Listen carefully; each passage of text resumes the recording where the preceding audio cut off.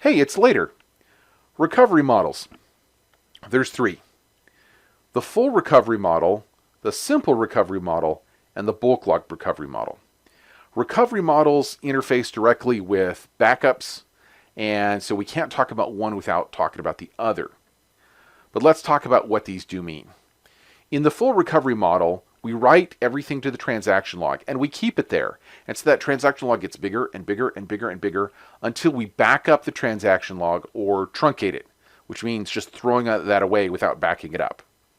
If we back up the transaction log, that gives us a lot of flexibility when we have to restore. We can actually restore right up to a particular moment in time and stop it right there.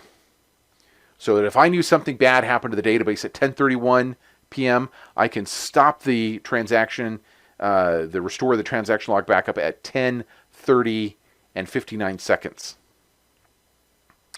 So the full recovery model takes up more space on disk, but it gives you the best flexibility when it comes to recover. The simple recovery model is only as good as your last full or differential backup because it gets rid of the transactions every time it does a checkpoint. It also doesn't log what are called bulk logged operations. There are certain kinds of operations like truncating a whole table or doing a bulk insert that it doesn't log. So the simple recovery model is great for dev environments where you want to be low maintenance and you don't want to have to worry about backing up the log and having lots of disk space. Just throw it in simple. But in production, you're probably going to want to usually be in full. But every now and again, when you're in some kind of maintenance window or you're trying to fix a problem, like you're trying to clear out the transaction log and start your backups over again, you'll need to switch to simple recovery model.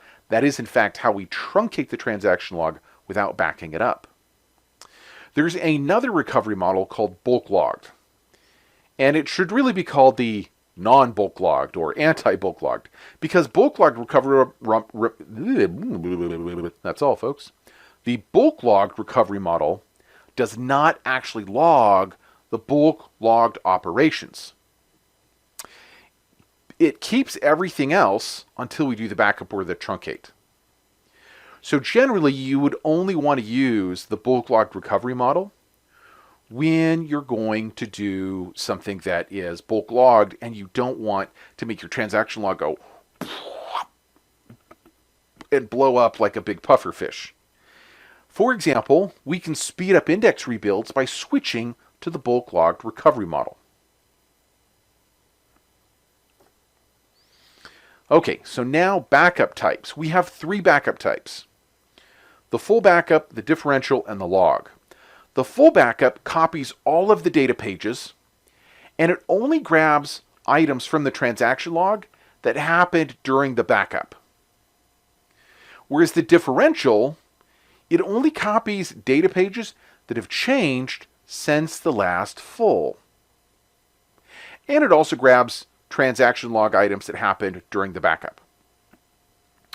The transaction log copies the entire transaction log during that backup and truncates all inactive transactions.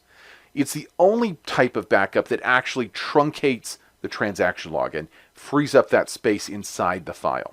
You cannot do a transaction log backup if you're in the simple recovery model, because the transaction log only has active transactions.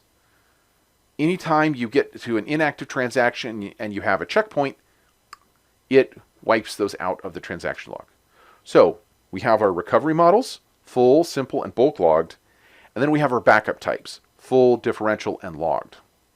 So which one should you do? The system databases, master, MSDB, and model, you should do a full backup. I recommend doing that every night. Your user databases, oh, what about TempDB you said? Ignore it. It's TempDB. You don't need to back it up. What about user databases? User databases should also have a full backup happen. How often? That depends. There are some organizations that do a full backup every night or more than once a day. Part of it depends on how big your database is, how fast your backups run, and whether you're willing to take a performance hit in the middle of the day or not. Generally speaking, I see the FIM synchronization service database and any staging databases backed up full on a nightly basis. If things are really big, you might do a differential every night and a full on the weekends or some other non-peak time. A log is a must. If you're in the full or bulk logged recovery model, you must back up the transaction log. Otherwise, that file will become bloated.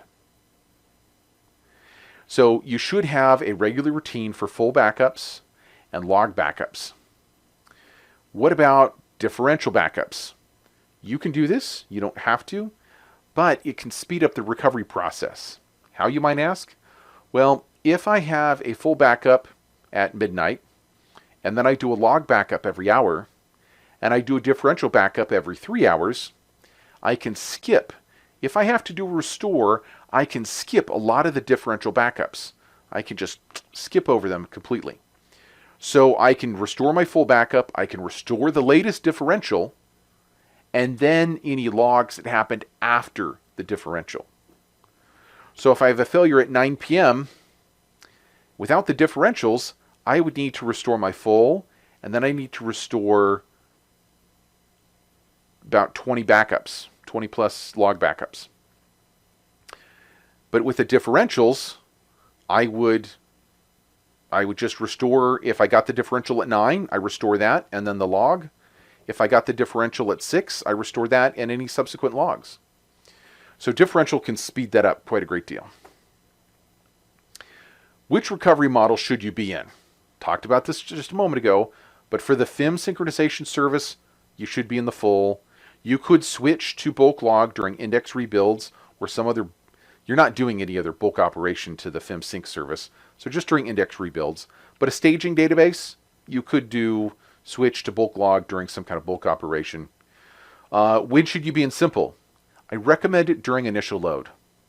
As you're loading your data up initially, it'll make things go faster. FIM service, same thing. Ditto, ditto, ditto. Since that was clearly one of the more superior technical how-to videos you've ever seen in your life, I highly recommend you check out our latest video, our playlist, and subscribe.